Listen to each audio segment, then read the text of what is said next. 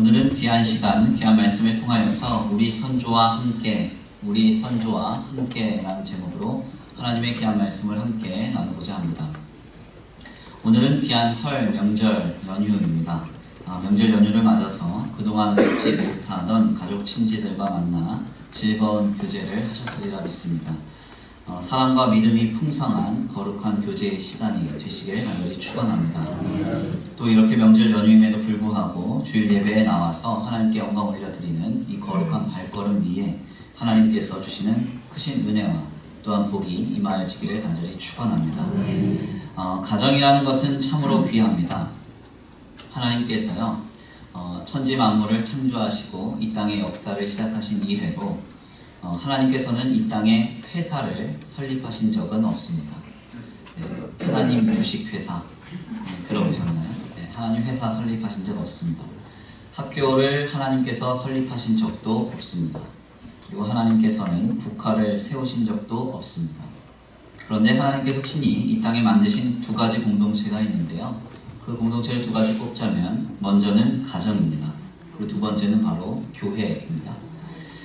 그러나 이 교회 역시도 가정에서부터 시작하기 때문에 우리는 하나님이 허락하신 공동체인 이 가정을 얼마나 귀하게 생각해야 하는지 모릅니다. 그래서 오죽하면 종교개혁자들도 가정은 가장 작은 최소한의 교회다 이렇게 이야기를 했습니다. 그러니까 이 가정이라는 것은 하나님 안에서 가장 귀하고 또한 가장 소중한 공동체라고 할 수가 있겠습니다. 가정에는 놀라운 신비가 있습니다. 그것은 바로 우리의 의지와 목적에 의해서 가정이 시작되지 않는다는 것입니다. 여기 앉아 계신 분들 중에서 혹시 부모를 선택해서 이 땅에서의 삶을 시작하신 분들이 계십니까? 한 분도 그런 분 없습니다. 저기 하늘에 앉아 계시다가 저 부모면 내가 이 땅에서의 삶을 충분히 살만하다 해서 골라서 그 부모의 배를 통하여 이 땅에 나신 분은 아무도 없습니다. 더 나아가 내가 낳은 자녀도 내가 선택해서 낳지 않았습니다. 자녀를 우리가 선택해서 낳는다고 한다면 지금보다 훨씬 더 똑똑하고 말 잘 듣고 착한 아이를 낳을 텐데요. 그렇게 자녀를 낳은 사람은 아무도 없습니다.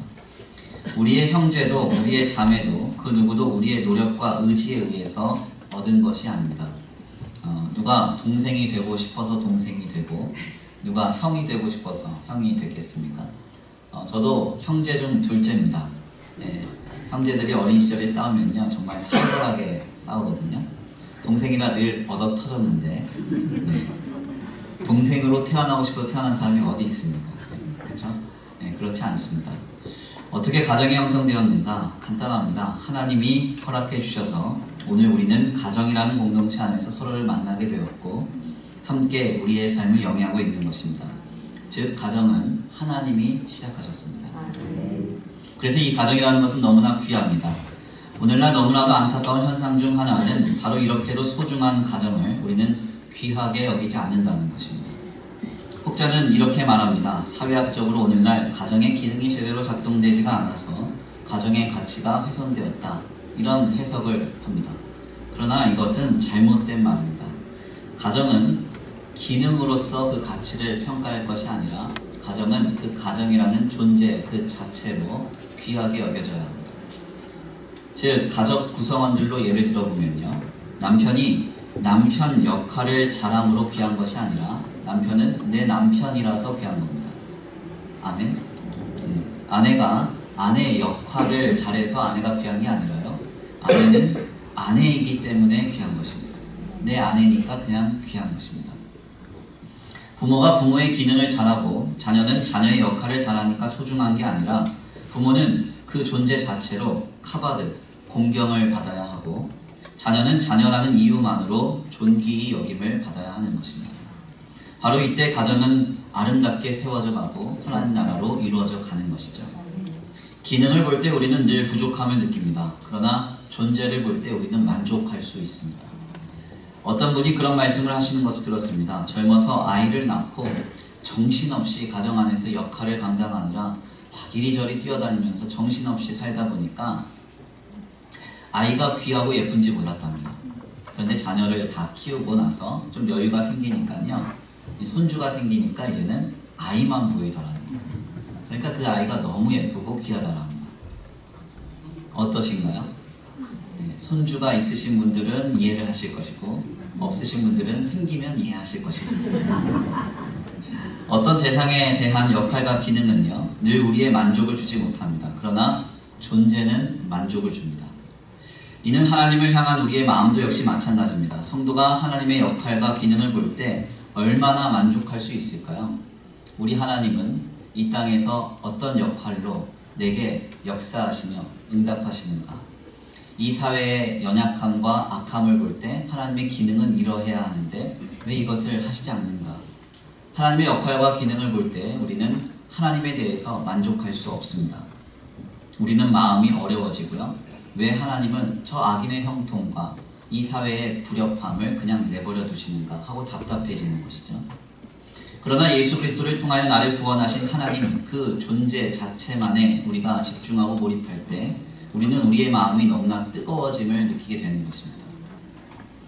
문제는 우리가 이러한 통찰을 너무나 늦게 깨닫는다는 점입니다. 마치 나이가 들어서 손주를 보고서야 나이를 이뻐하는 조부모의 모습처럼 우리는 다 지나가고 난 뒤에야 우리의 주변의 소중한 것을 깨달을 때가 너무나 많습니다. 귀한 명절 기간입니다. 하나님께서 우리에게 주신 가족들을 다만 돌아보며 다만 더욱 사랑할 수 있는 귀한 명절의 시간이 되시기를 간절히 축원합니다. 서로의 기능과 역할에 주목하지 마시고 다만 서로를 존재로서 바라보며 만족하고 기뻐할 수 있는 복된 귀한 명절의 시간이 되시기를 간절히 축원합니다. 오늘 본문의 말씀은 바로 이러한 관점에서 우리에게 큰 깨달음을 줍니다. 오늘 본문의 말씀에서 야곱은 자신의 12 아들들에게 강복을 전한 뒤에 자신의 부탁을 담은 유언을 말하고 있습니다. 특별히 야곱은 그의 아들들에게 한 가지를 꼭 당부하는데요. 그것은 바로 자신이 선조들과 함께 장사하여 묻히기를 기대했다는 점입니다. 오늘 본 말씀 29절인데요. 우리 함께 다 같이 다시 한번 봉독표 올려드립니다. 오늘 본문 말씀 29절입니다. 시작.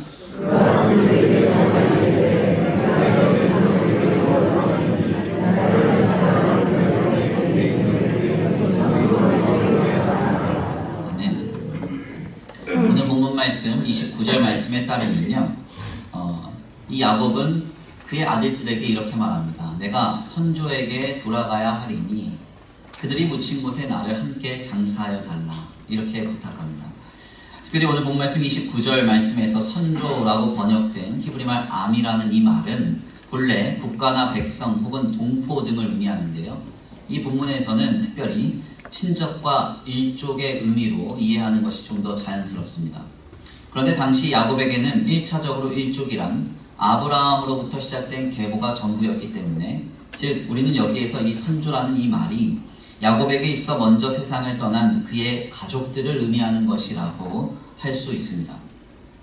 그러니까 야곱은 마지막 유언으로 자신의 아들들에게 부탁하기를 자신은 꼭 먼저 세상을 떠난 자신의 가족들에게 돌아가야 하니 그들과 함께 장사하여 묻히기를 원한다. 이렇게 말했던 것입니다. 실상 이는 단순히 그가 죽음을 앞두고 약속의 땅 가나안에 묻히기를 기대했다는 것 이상의 의미가 있습니다. 대체 여기에는 어떤 숨겨진 의미가 담겨져 있을까요? 우리는 이 야곱의 말을 좀 더 깊이 숙고해 보기 위해서 그의 인생을 되짚어 살펴볼 필요가 있겠습니다. 먼저 오늘 본문 말씀, 이전 말씀인 창세기서 47장 29절 말씀에 따르면요, 야곱이 죽을 날이 다 되었다 할 때 그때의 나이가 147세입니다. 그러니까 아마도 야곱은 147세 이후로 세상을 떠났음을 우리가 확인할 수가 있는데요. 여기에서부터 야곱의 삶을 좀 되짚어 보면요, 야곱이 147세에 죽었다고 가정할 때 그는 17년간 요셉으로 인해서 애굽 땅에 거했으므로 그의 나이 130세 때에 이집트, 즉 애굽 땅으로 되돌아오게 됩니다. 이는 그가 애굽왕 바로 앞에서 자신의 나이를 언급할 때에도 험악한 나그네 세월 130세입니다. 이렇게 고백했던 것을 보면 그가 130세 때에 애굽 땅으로 들어왔음을 확인할 수가 있습니다. 특별히 야곱은 애굽 땅에 7년 동안의 흉년이 있은 뒤에 2년, 그리고 7년 동안의 풍년이 있은 뒤에 2년의 흉년이 닥쳤을 때 그의 아들들을 애굽의 곡식을 사러 보내게 되는데요. 이를 통하여서 요셉의 나이를 추론해 보면 요셉과 야곱의 아들들이 제외한 때가 요셉의 나이 39살 때가 됩니다. 왜냐하면 요셉이 총리가 된 직후에 7년 풍년이 있었고요. 그리고 나서 2년 동안 흉년이 있을 때 야곱이 그의 아들들을 애굽으로 보냈거든요. 그러니까 이 두 가지를 단순하게 계산해서 야곱이 애굽으로 온 나이인 130살에서 요셉의 형들이 요셉과 제외한 때인 요셉의 나이 39을 빼게 되면 야곱의 나이는 91세 때 이 요셉을 낳게 되었음을 확인할 수가 있습니다. 또한 야곱은 창세기서 30장 25절 말씀에 따르면 요셉을 낳자마자 외삼촌 라반의 집을 떠나겠다라고 이렇게 이야기를 하는데요. 특별히 여기에서 야곱이 레아와 라헬을 얻기 위해서 외삼촌 라반의 집에서 노역한 기간이 20년입니다. 그래서 이것을 빼면 결국 야곱은 이삭의 집을 떠나 에서를 피해서 외삼촌 라반의 집에 당도했던 그 나이가 71세 때임을 알 수가 있습니다. 목사님 왜 이렇게 주일 아침부터 어렵게 산수를 하십니까? 이렇게 생각하실 분들이 좀 계시겠는데요. 사실 이제 이거는 이제 단순 계산이니까 수학은 아니고 산수거든요.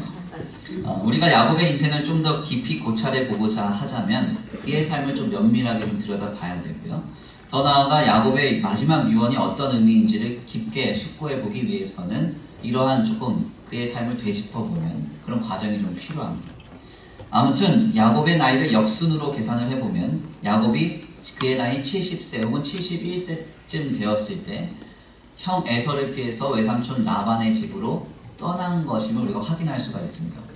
그런데 여기서 우리가 주목해 볼 만한 점은 야곱의 쌍둥이 형인 에서는 창세기서 26장 34절에 따르면 40세에 가나안의 딸과 혼인을 하여서 결혼한 사실이 우리에게 밝혀지는데요. 이것이 리브가에게 근심이 되어서 그의 집안에 우환이 되었다는 사실이 우리에게 전해집니다. 이를 토대로 우리가 다시 한번 계산을 해보면 결국 집안에 근심이 된 형 에서로 인해서 야곱은 어디에도 장가를 가지 못하고 그의 집에서 무려 70세가 다 되도록 홀로 지냈음을 우리가 확인하게 됩니다. 형 에서가 결혼한 뒤에도 무려 30여 년 동안 그는 홀로 이삭의 집에 머물러 있었던 것입니다. 그러다가 71세 때에 형과 아버지를 속이고 강복을 받고요. 그 형 에서가 죽일까 하는 그런 모습 때문에 외삼촌 라반의 집에 71세 때에 도망가여 도착을 하고 7년 동안 노역을 하고 78세 때 드디어 레아와 첫 결혼을 하고 여기서 7년을 더 일해서 85세 때에 라헬과 두 번째 혼인을 한 겁니다. 그리고 나서 6년 만에 얻은 아들이 바로 요셉인 것입니다. 물론 이 계산은 성경에서 증거된 내용을 바탕으로 단순히 계산한 것이라서 각자의 해석에 따라 야곱의 추측의 나이가 조금 상이할 수는 있습니다. 그러나 거의 이와 비슷한 연령대에서 야곱의 인생을 추측합니다.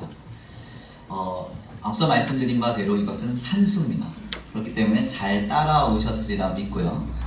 실상 여기까지의 말씀을 잘 숙고해 보면 우리는 지난날 왜 야곱이 그의 이름대로 사기꾼처럼 살았는지, 왜 그의 삶은 그토록 치열했고 어묵했는지를 조금은 통감하게 됩니다. 왜 야곱이 아버지 이삭을 속이고 형을 기망하면서까지 그렇게 아버지 이삭에게 야곱이 복을 받으려고 했을까요? 그 이유는 간단합니다. 형은 이미 장가를 가서 잘 살고 있는데 자신은 무려 70세가 넘도록 혼인조차 못하고 있으니까 그의 마음이 조급해지고 다급해진 것입니다. 결국 조급하고 불안하여서 에서로 분장하여 이삭을 속이면서까지도 강복을 받았다는 사실이 우리에게 확인이 되는 것이죠. 그리고 그 이후의 말씀을 보면 왜 야곱이 분이에 대해서 천사와 씨름하여 에서와 기적적으로 화해한 직후에 바로 이삭에게로 돌아가지 않고 숫곳이라는 곳에 머물므로 왜 그의 삶에 또 어려움이 닥쳐오는 일을 우리가 보게 될까요? 사실 이 에서와 기적적으로 화해한 직후에 야곱이 이삭의 집으로 바로 돌아갔다고 하면 그의 딸인 디나가 세겜의 아들 하몰에게 강간을 당하지도 않았을 것이고 시므온과 레위가 살육을 벌이는 일도 이 야곱이 보지 않았을 것입니다. 그런데 왜 그는 화해를 했음에도 불구하고 하나님의 은혜로 기적적인 화해를 경험했음에도 불구하고 그의 아버지 집으로 바로 돌아가지 않았던 걸까요? 간단합니다. 이건 역시도 나이를 거꾸로 우리가 계산을 해보면 나이가 너무 들다 보니까 이제는 돌아다니기가 지친 것입니다. 90세가 넘어서 환도뼈까지 부러진 노인이 어디를 더 돌아다닐 수가 있겠습니까? 그래서 조금이라도 더 빨리 정착하려고 한 것이죠. 그래서 그는 가나안의 이삭에게 속히 돌아가지 않고 세겜 땅에 머물게 된 것입니다. 더 나아가 왜 야곱이 베냐민을 애굽으로 보내기를 그토록 두려워했을까요? 이건 역시도 대강 계산을 해보면 야곱이 베냐민을 애굽 땅으로 보내야 하는 결정을 하는 그 시점은 그의 아버지 이삭을 장례한 후의 사건으로 사료됩니다. 100세가 넘어서 라헬과 요셉 그리고 그의 아버지 이삭까지 차례차례로 떠나보낸 야곱이 베냐민을 애굽 땅으로 떼어보내고 가나안 땅에 홀로 거하는 일은 그에게 있어서는 사형 선고나 다름이 없었던 것입니다. 그러니 그는 그토록 힘들어했던 것이죠. 실상 이렇게 누군가의 삶의 배경을 자세하게 들여다보면 우리는 그 사람이 보이는 삶의 양식에 대한 충분한 이해를 가질 수 있습니다. 어느 심리학자의 말처럼 인간은 점진적으로 형성되는 존재입니다. 하루아침에 모든 것이 이루어지고 모든 것이 형성되는 존재가 그리고 인생이 우리의 삶과 우리가 아니라는 것입니다. 이 말은 거꾸로 하자면 어떤 사람도 단번에 바뀔 수 없다는 것을 의미하기도 합니다. 사람은 형성되는 존재이기 때문에 10여 년 동안 아이의 인생이 형성됐다. 그럼 그 아이의 인생을 바꾸기 위해서는 적어도 형성된 기간만큼의 노력과 헌신, 수고가 필요하다는 것이죠. 우리는 지난 본문들을 나누면서 종종 야곱의 모습을 도통 이해하지 못했습니다. 때때로 그의 삶은 필요 이상으로 치열했고 필요 이상으로 엄혹했고 필요 이상으로 비신앙으로 얼룩져 있었습니다. 우리는 이러한 야곱의 모습이 한심스러울 때가 많았습니다. 그러나 그의 인생을 자세하게 들여다보니까 어떻습니까? 147세의 인생을 산 야곱의 삶을 하나하나 곱씹어 보니 실상 그럴 만한 이유가 있었다는 것입니다. 그가 살아온 인생길을 하나하나 살펴보면 충분히 그럴 만한 조건과 형편, 상황이 있었다는 사실을 우리는 말하지 않을 수 없다는 것이죠. 실상 이는 오늘 우리에게도 시사하는 바가 매우 큽니다. 우리는 종종 누군가를 이해하는 일에 있어서 그가 보인 삶의 작은 단편 하나로 그를 전부 판단하려 할 때가 많습니다. 그러나 이는 매우 심각한 오해를 불러일으킬 수 있습니다. 지금 누군가가 보인 삶의 작은 단편, 즉 말과 행동과 감정 등은 실상 우리가 잘 알지 못했던 지난날의 삶의 결과물일 수 있습니다. 인간은 그리고 그의 삶은 인생의 많은 여정 속에서 조금씩 형성되는 것이기 때문이죠. 그러므로 우리가 그의 배경이나 그가 살아온 여정을 전제하지 않고 지금의 모습만으로 그에 대하여 판단한다면 이는 실상 매우 큰 오판과 오해를 불러일으킬 수 있음을 우리는 분명히 알아야 합니다. 결국 누군가를 판단하고 평가하기 전에 우리는 그와 충분한 관계를 맺어야 하고요. 충분히 소통해야 하고 그의 삶에 대하여서 충분히 이해하려는 자세가 전제되어야 합니다. 지금 당장 내가 보기에는 무엇인가 부당하게 보이고 답답해 보이며 이해가 되지 않는 것들도 세밀하게 그리고 자세하게 깊이 들여다보면 그럴 수밖에 없는 요소들이 발견되어서 상대에 대해서 혹은 어떤 상황에 대해서 더 나아가 이 사회에 대해서 우리는 좀 더 성숙한 태도로 많은 것을 이해할 수가 있는 것입니다.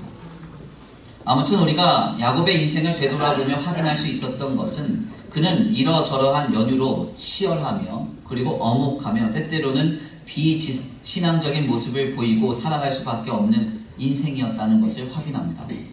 실상 이러한 야곱의 모습은 오늘 우리와 너무나도 닮아 있습니다. 오늘을 살아가는 성도들 역시도 때때로 알면서도 연약하게 행동합니다. 우리는 다 느끼고 있지만 타협하면서 신앙생활을 할 때가 많습니다. 여러 가지 부족한 모습으로 신앙의 삶을 영위할 때도 많습니다. 왜 그렇습니까? 어떤 이는 물질 때문에, 어떤 이는 사람 때문에, 어떤 이는 상황과, 어떤 이는 사회 때문에 우리는 지금 때때로 너무나 치열하고 그리고 더 나아가서 하나님 보시기에 연약하며 종종 필요 이상으로 엄혹하고 고단하게 살아갈 때가 있습니다. 실상 그래서 고통 없는 인생이 없고 아픔 없는 인생이 없습니다. 모두 다 이러저러한 연유로 고단한 날들을 치열하게 살아내고 계시리라 봅니다. 그러나 이 모든 인생을 마치고 결국 야곱이 고백하는 내용은 오늘 우리에게 굉장히 큰 인상을 남깁니다. 오늘 본 말씀 29절인데요. 우리 함께 다 같이 봉독 돌려드립니다. 오늘 본 말씀 29절입니다. 다시 한번 봉독합니다. 시작.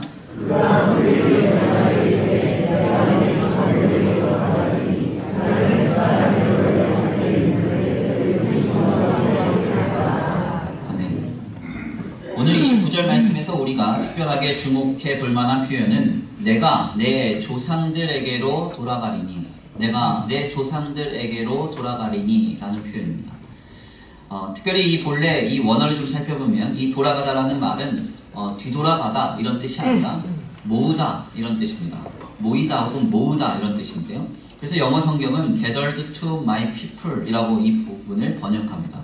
즉 이 말을 좀 의역해 보면 지금 야곱은 자신의 가족들과 너무나 함께하고 싶은 마음을 담아서 내가 지금 내 조상들에게로 돌아가야 되겠다 이렇게 말하고 있다는 것입니다.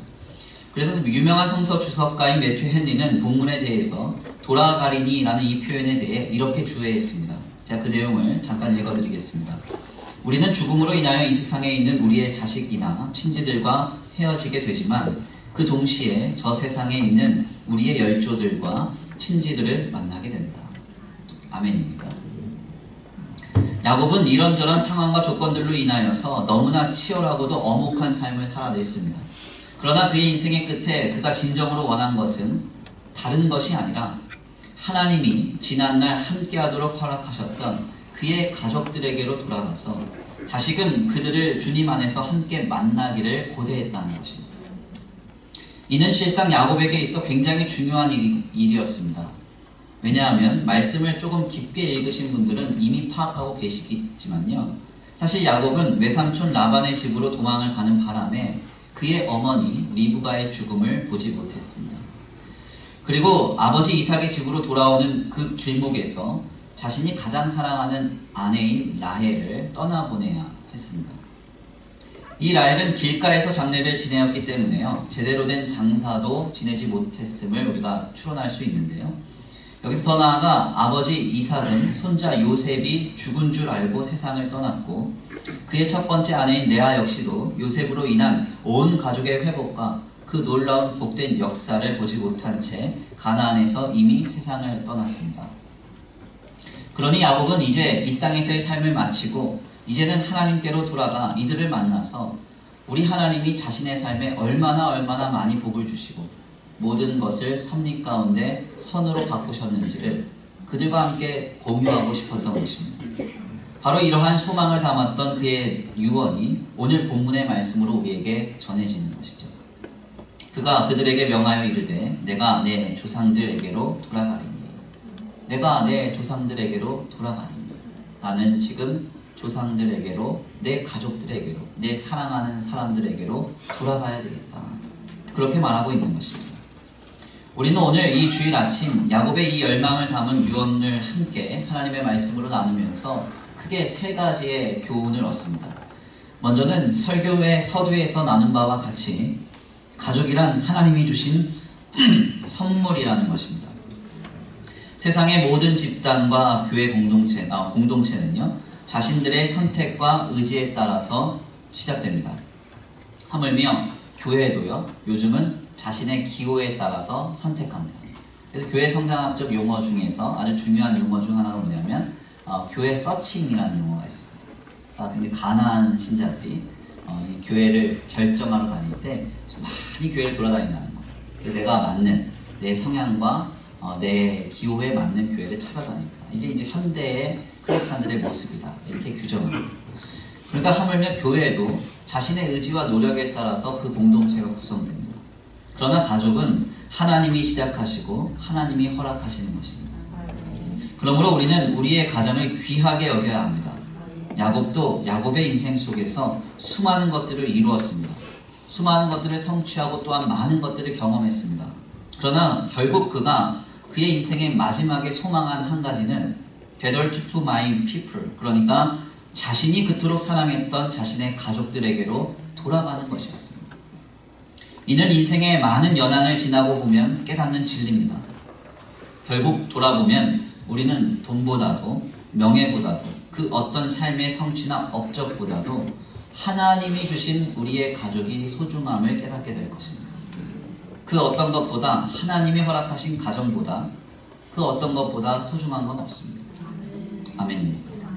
그래서 여기서 깨닫는 두 번째 교훈은 바로 지금 내 곁에 살아있는 가족들에게 최선을 다해야 한다는 것입니다.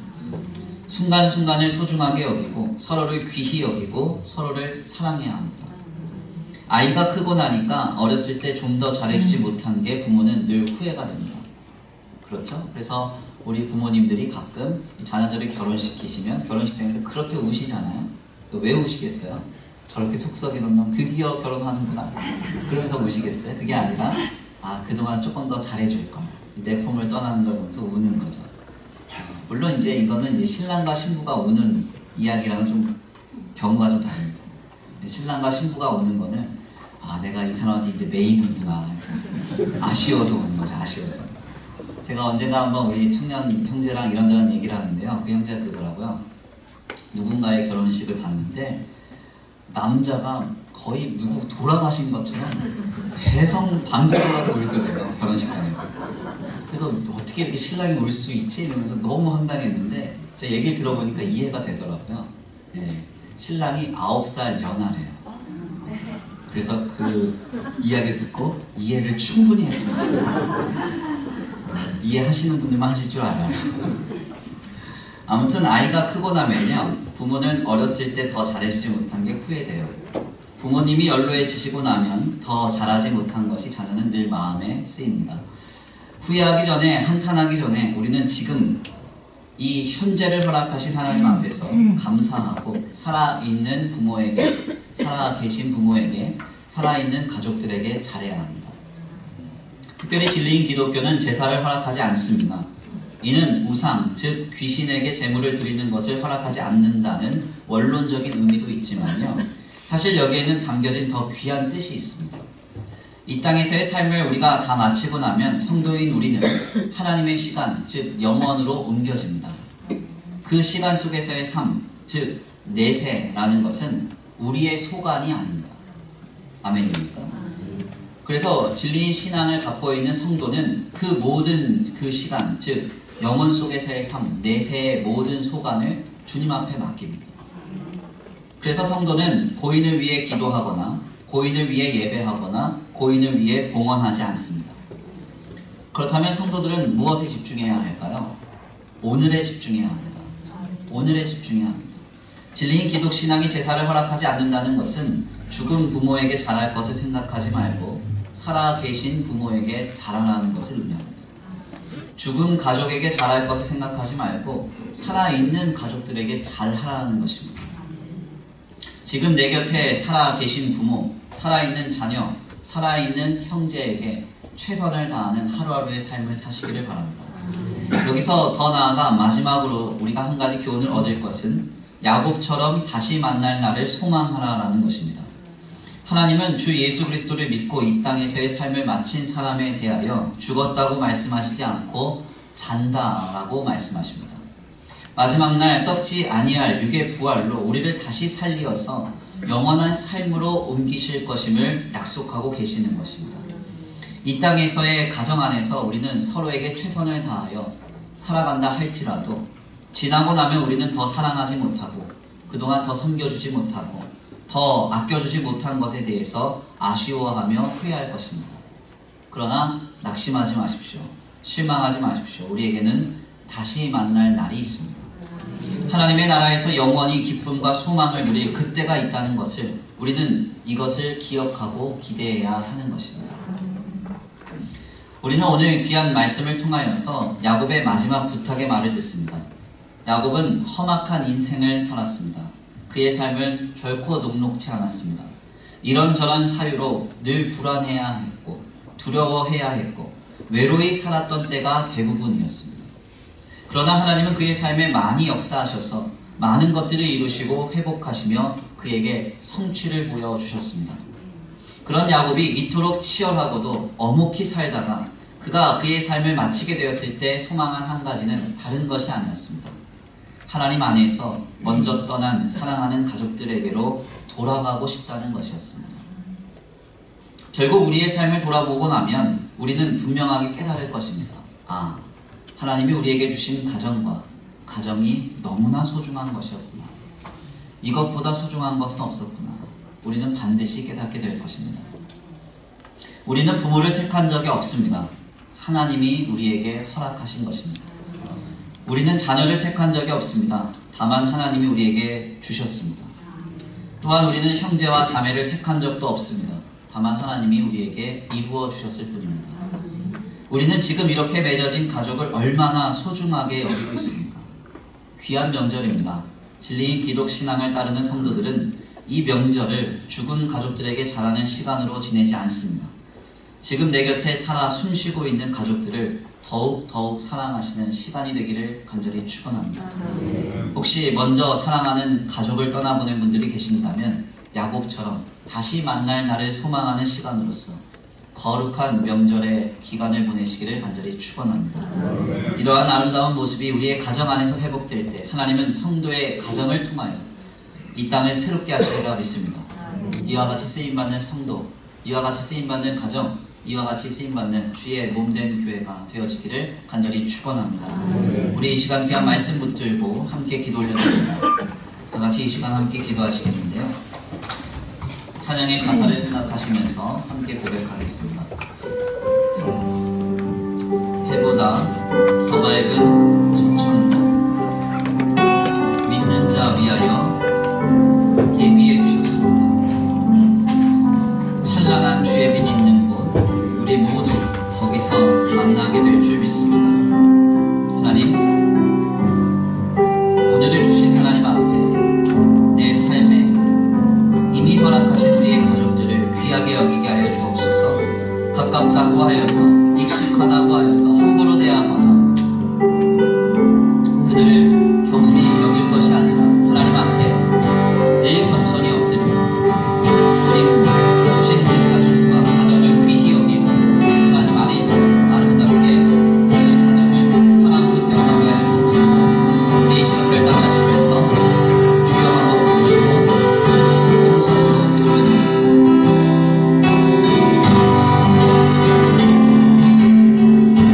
해보다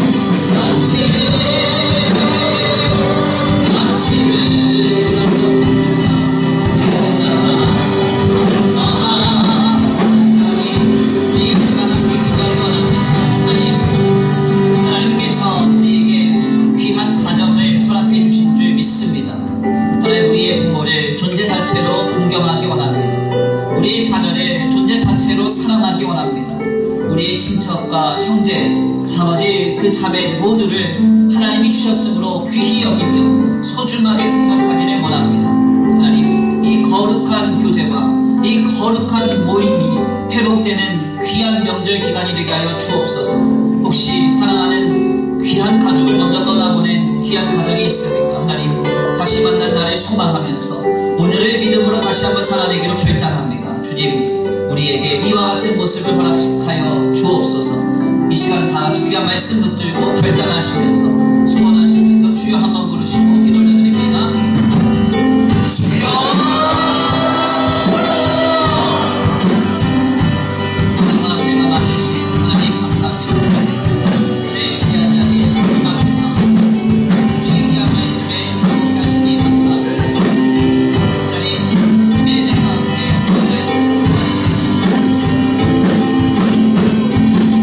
147세의 양원이 우리의 삶에 시원하게 살아, 거룩하게 살아, 편안하게 살아주시면 그들의 결국은 주님 말씀해 주신 하나님과의 빛의 매를 소망하며 기대하며 우리의 삶을 이루시길 하나님, 우리에게 주신 가정이 이토록 소중한 침대 우리가 없이 합합하하여 익숙하다 하여 편하다 하여 함부로 한 말씀이 하나님, 주님 안에서 다시 한번 우리 마음속에 회복되기를 원합니다.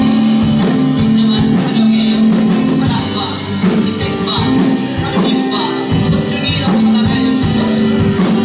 서로를 담은 존중을 바라보며 아름답게 사랑하며 아름답게 세워갈 수 있는 거룩한 모임이 아름답게 세워갈 수 있도록 주님 역사하여 주시옵소서. 아버님 오시고 아버님 인도하시며 함께하실 줄 믿습니다. 우리의 마음과 우리의 생각과 우리의 중심에 주님 허락하여 주시고 다시 한번 회복시켜 주시옵소서. 거룩한 공동체로서의 가정이 하나님 나라의 가치로서의 가정이 회복될 수 있도록 주님 역사하여 주시옵소서. 아버님 오실 줄 믿습니다. 함께하실 줄 믿습니다. 하나님 은혜 베풀어 주실 믿습니다. 귀한 명절 기간 가족과 형제와 형제와 자매를 함께 만날 때 더욱 사랑이 깊어지게 하시고 서로를 향한 은혜가 더해질 수 있도록 감격이 더해지는 거룩한 공동체가 되어지도록 주님 역사하여 주옵소서. 이로 인하여 가정이 회복되고 아버지 가족들 간에 아버지의 인격의 역사가 일어나고 아버지 좋아하는 영혼들의 감동을 받아주기를 원하는 영원한 역사가 있기를 주님 믿음을 역사하여 주시옵소서. 아버님 오시고 인도하실 줄 믿습니다. 함께하실 역사할 줄 믿습니다.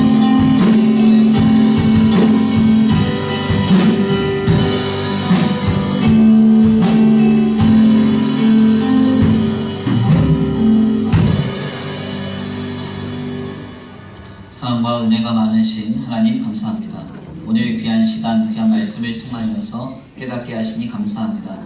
야곱은 147세의 인생을 사는 동안 치열하고도 엄혹하게, 때때로는 다급하고 불안하여 아버지 여러 가지로 실수하면서 아버지 그와 같은 인생을 살았지만 결국 그가 그의 인생의 말년에 고백했던 한 가지는 하나님이 허락하신 사랑하는 가족들에게로 돌아가는 것을 원했음을 말씀을 통하여 깨닫게 하시니 감사합니다.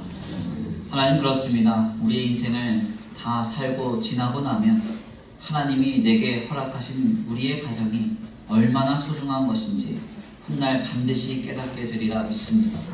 우리에게 허락하신 부모, 우리에게 허락하신 배우자, 우리에게 허락하신 자녀, 우리에게 허락하신 형제와 자매 얼마나 소중한지 모릅니다. 하나님 아버지, 지금 우리가 그 소중함을 깊이 깨달을 수 있도록 주님 역사하여 주시옵소서.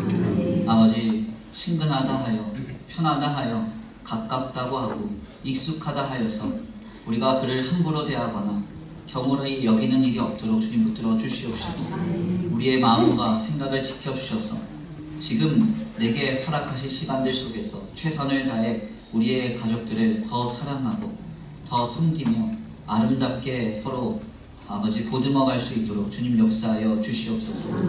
귀한 명절 기간을 지냅니다. 하나님, 이 명절 기간 동안 하나님 우리 가족들 간에 더 사랑과 믿음이 깊어지게 하시고 함께 은혜를 나누며 우리가 먼저 성도의 모범을 보일 때에 하나님 안에서 인가기도의 문이 열려지게 하시고 주께로 죽어가는 많은 우리의 가족들이 돌아와서 예수 그리스도를 영접하고 주님 안에서 다시 한번 믿음으로 하나 되는 거룩한 역사가 가득한 귀한 명절 기간이 되게 하여 주시옵소서.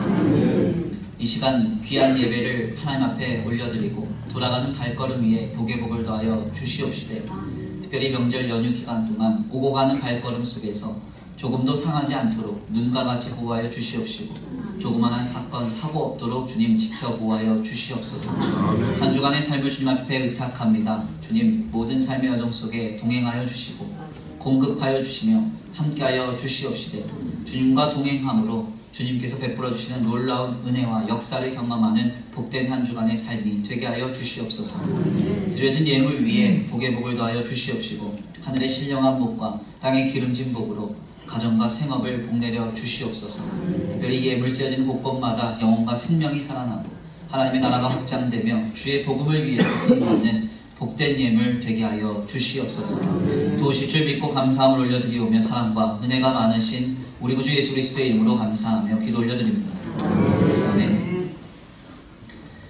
이제는 우리 주 예수 그리스도의 은혜와 성부 하나님의 극진하신 사랑하심과 성령 하나님의 내주 교통하심이 오늘 귀한 이 삶을 허락하셔서 우리에게 가정을 주신 하나님 앞에 감사하며 살아 숨쉬는 동안 우리의 가정 안에서 더 뜨겁게 사랑하기로 결단하는 모든 성도들 머리 위에 이제로부터 영원토록 함께 있을지어다. 아멘.